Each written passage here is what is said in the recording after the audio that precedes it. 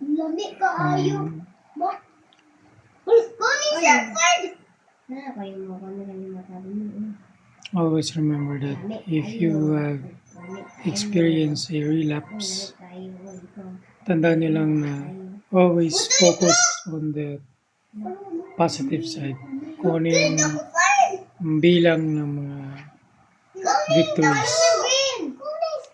Count the victories instead of the losses.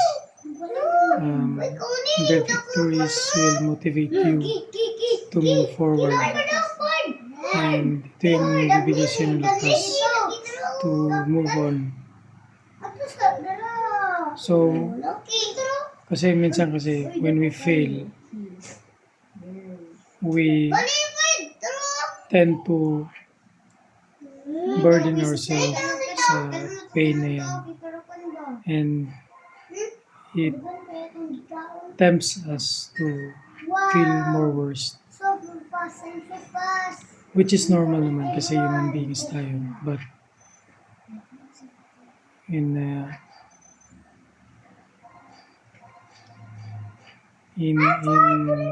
making everything more positively, dapat mas nakafocus tayo dun sa positive, yung sa mga victory natin. So if you have been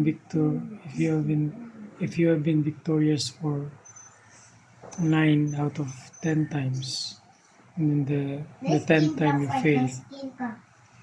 So focus on the wins.